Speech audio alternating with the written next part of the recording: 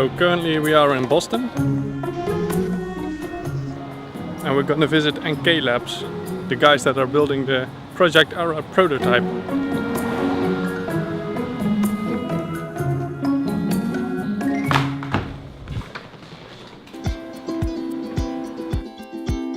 So we're at NK Labs. NK Labs is an engineering company, and we develop creative solutions to challenging problems in electronics and in scientific instrumentation. 7 people work here. In this project, of course, Google had a whole team of industrial designers and user experience researchers. We met, we had a lot of whiteboard sessions, so when we saw the industrial design models, it was really cool. When they brought out the prototype and started showing it around to everybody, we said, wow, this is going to be cool if we can get this thing to work. So the first step is figuring out how is this going to work, right? What are going to be the functions of the different parts of the system? And then from there, you go to selecting specific components, and then you go to drawing schematics where you have the blocks representing each one of the components. And once you have a layout, then you get the boards fabricated. It's magical when you open up the box and see, oh my goodness, that's the thing we've spent all these months designing, right? When you first apply the power, it's called the smoke test. And the reason it's called the smoke test is because your primary thought at that point is, you know, is this thing going to start smoking, right? Is it going to overheat because there's some critical error or not, right? And so once the board passes the smoke test, you know, then you spend time in the lab testing all the functions of it, making sure that it does what you expect. And then once we have that, once we have the individual pieces working, then we put them together into the complete system.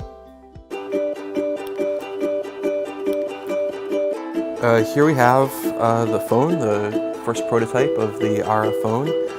We've made some mechanical improvements to get the connectors to fit more reliably.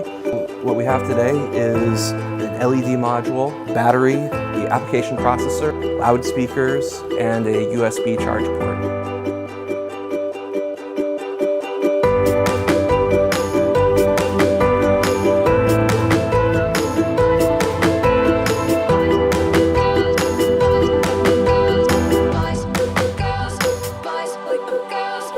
In the Spiral 1 prototype, 50% of the space on the module is taken up for modularity, and so there's not as much space for the developer's function.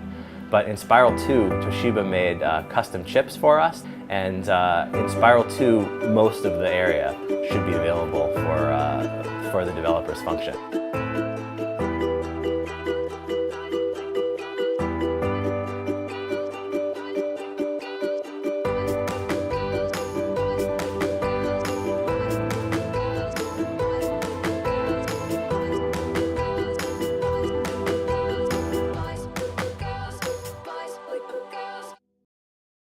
My name is Swali Owais. Hi, my name is Riju Sikdar. And I'm Joe Matacat. Over 1 million people are visually impaired in Canada alone. Many of these people rely on seeing eye dogs to guide them from one location to another. Unfortunately, service animals take up to $35,000 and 3 years to train. Due to these high numbers, many people can't get access to a seeing eye dog. A robotic guide dog would solve this problem. It would be relatively cheaper and easier to make and require no training or feeding. We wanted to see whether it was possible to build a robotic guide dog capable of guiding people at the same standards of a normal guide dog. So we built the robot. We used the scripting layer for Android to design an app with which the user can verbally input the location he or she desires to go to. So where are you right now? Mavis and Eglinton. And where do you want to go? Confederation and Eglinton. The robot then uses the Google Maps API to take the user to that location. Additionally, we also have the LEGO Mindstorm's ultrasonic sensor to detect any obstacles that come in front of the robot. We also have a camera mounted on the top of the robot so that it can sense its orientation relative to the sidewalk. That way, if the robot is going off the sidewalk, it can automatically center itself. After consulting service animal training centers, we found out that it would take a normal seeing eye dog 330 seconds to go on a particular route with no errors. When we designed our robot, we made this robot take the exact same route and found that it could take the person to the location in 290 seconds, also with no errors, thus proving that we created a robot that reaches the same standard as a normal live seeing eye dog. We decided that the standard of an object guiding a person was determined by how fast an object could guide a person and how successfully an object could guide a person. Thank you to everyone who helped us, and especially thank you to Google for giving us this. This is Seth Newberg. He's our chief electrical engineer, and he's going to power it on. Here's what you should expect. About 10 seconds into the boot sequence, the power bus will initialize. The LED, there's an LED module on the back, which Seth will show you in a bit. It'll come on. About 30 seconds into the boot sequence, if all goes well, the display module should initialize, and the screen will do a quick flash. About 35 seconds into the boot sequence, the Linux kernel will boot, and the Android logo will appear on the screen. And hopefully, fingers crossed, at 60 seconds, the Android home screen will appear on the device. So, Seth, go ahead.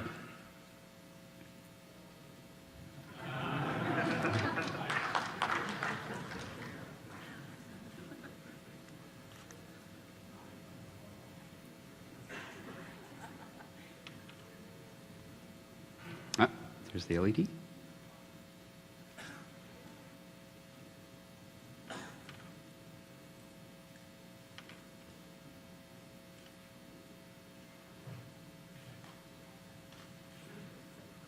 Oh, flash. This is promising. All right.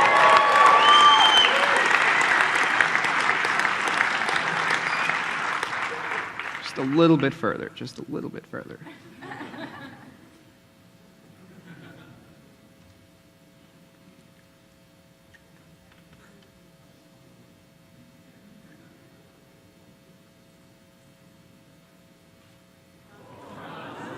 Ooh. Well, we're most of the way there.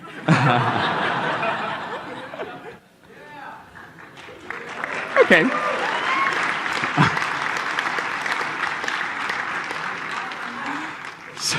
So maybe we'll let Seth power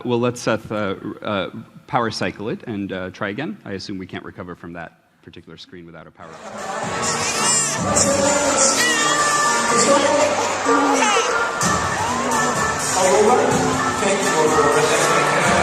Mikey, what are they doing? I'm going to do it. Evan and Aurora, watch this. Wax the dog. Listen carefully. Wax the dog.